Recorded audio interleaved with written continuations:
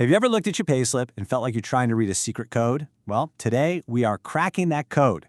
We're going to make sense of all those numbers so you know exactly where your money is going, and more importantly, we're going to uncover all the strategies you can use to legally maximize your take-home pay. So let's get into it. The classic mystery of the disappearing salary, right? You see that big, juicy CTC number on your offer letter, but what hits your bank account? Well, it tells a very different story. That gap is exactly what we're going to solve today. And the key to unlocking this whole thing is understanding one single crucial number. And here it is, taxable income. Seriously, this is the number that really, truly matters. Think of your gross salary as just the starting point. The real game, the smart game, is using every tool at your disposal to legally shrink this taxable income. The smaller you make this number, the less tax you pay. It's that simple. That's our core strategy. So how are we going to shrink that number? Well, we've got a four-part game plan. First, we'll look at the tax-saving benefits hiding right there in your salary. These are called allowances. Next, we'll cover the deductions you get pretty much automatically. Then, we're going to get proactive and explore how your investments can actually save you tax. And finally, we'll put it all together into your very own tax-saving toolkit. Okay, let's start with your first line of defense, salary allowances. These are basically funds your employer gives you for specific expenses.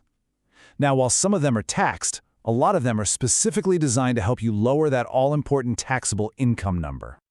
First up, let's just quickly get the straightforward stuff out of the way. These allowances you see here, they're always taxed. Things like dearness allowance or any overtime you do, they get added straight to your income and you pay tax on the full amount.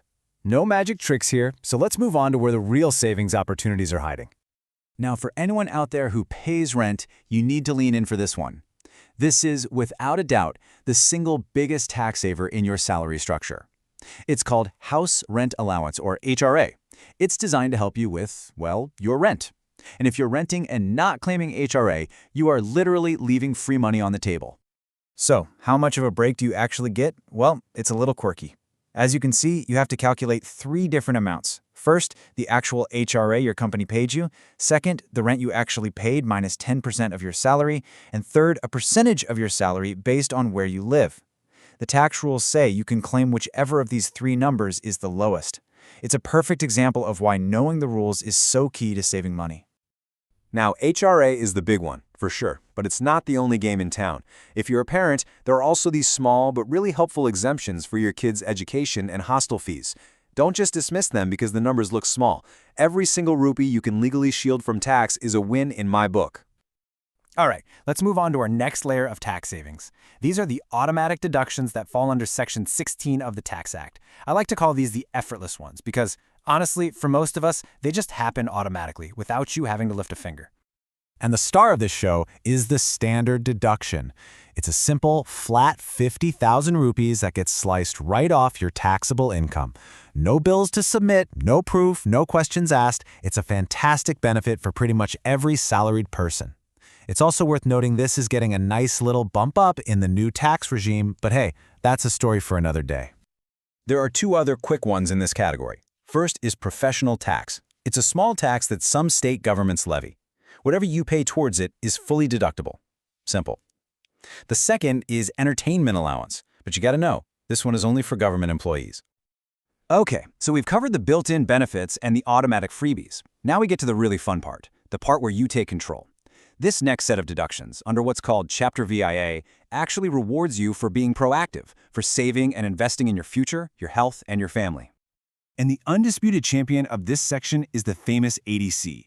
This one section alone lets you slash your taxable income by up to 1.5 lakh rupees. That is a huge deal. It's an incredibly powerful tool, and as you're about to see, there are a ton of different ways to use it. See, the key thing to get about ADC is that it's this big umbrella that covers a whole bunch of different financial moves. In fact, you're probably already using it without even realizing it through your mandatory EPF contribution. But on top of that, you can claim it for life insurance, PPF, your kids' school fees, even the principal part of your home loan payments. It is incredibly versatile. But your tax-saving journey doesn't stop with ADC. Not at all. The government also gives you some really powerful incentives to protect your health. And the best part? These deductions are totally separate from and on top of that 1.5 lakh ADC limit. This section is all about health-related savings. The most common one by far is Section 80D, which is for your health insurance premiums. You can claim up to 25,000 rupees for the insurance you buy for yourself and your family, plus an additional deduction for your parents' insurance. And that limit doubles to 50,000 if they're senior citizens. There are also important deductions for dependents with disabilities and for treating critical illnesses. And the list just keeps on going. I mean, did you know that if you have an education loan, you can deduct the entire interest you pay for up to 8 years? That's under Section 80E. Or that you can claim up to 10,000 rupees of the interest you earn in your savings account? The opportunities to save are literally everywhere once you start looking. So, we have explored the entire landscape, from the allowances your company gives you to the deductions you can actively go out and claim. Now let's pull it all together into a clear, simple toolkit that you can start using right away.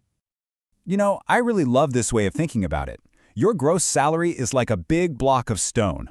Every single deduction and exemption we've talked about is a tool, like a chisel in your hand.